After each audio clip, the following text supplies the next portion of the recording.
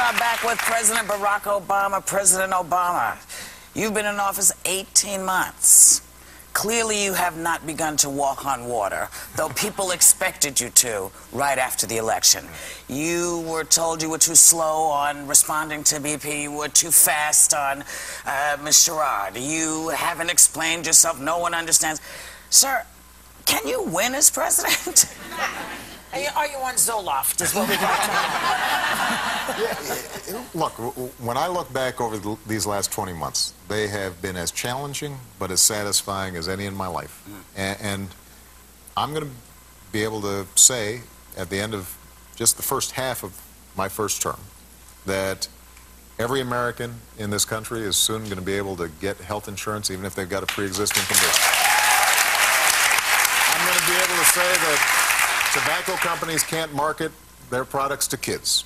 I'm going to be able to say that we've got a credit card law in place that makes sure that you don't have any hidden fees and that you know exactly what's going on when it comes to credit card companies. We've got the toughest financial regulatory reform law since the Great Depression, and we're going to be able to enforce these laws so there are no more taxpayer bailouts. We've saved an economy from a Great Depression, and we have created, I think, a whole range of reforms on education that are going to pay off over the next 10 years so that more kids are going to college, more kids are studying math, more kids are studying science. So, will they have jobs when they're out of there? Well, they're going to create these jobs.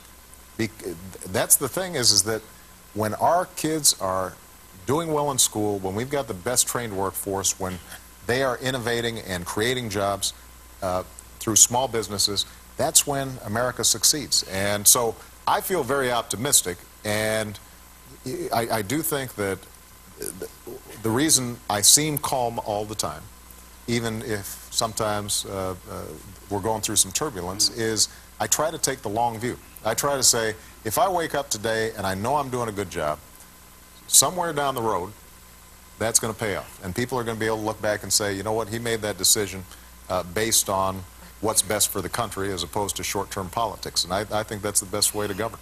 The fact that your rating is so low, does that bother you? Or can you say it's going to be better? Well, you know, Washington is obsessed with polls. So I can look historically and I can say my polls at this point are higher than they were, than Ronald Reagan's polls were, or higher than Bill Clinton's polls were, or higher than Jimmy Carter's were. But the truth of the matter is, that doesn't make too much difference because these things change very quickly.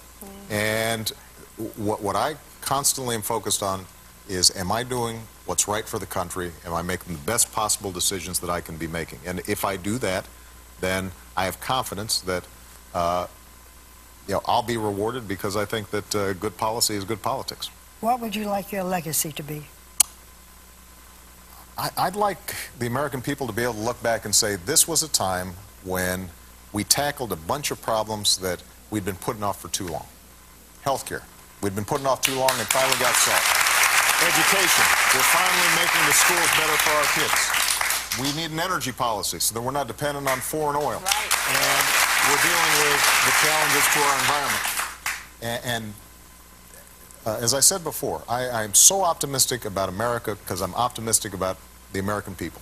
Every time I travel, every time I get out of Washington and I sit down and I talk to folks, they are generous, they are strong, they are resilient, they are full of imagination, they are full of drive, they are full of pluck, and there's no reason why America will continue, it shouldn't continue to be the greatest country on earth for decades and centuries to come. But we just have to remind ourselves of what makes us great, and hopefully I'll be able to help lead the country through this difficult time so that we continue on this extraordinary journey that we've been on. Mr. President, all five of us were delighted that you were here and honored to have you. Thank you. I had a wonderful time. Thank you.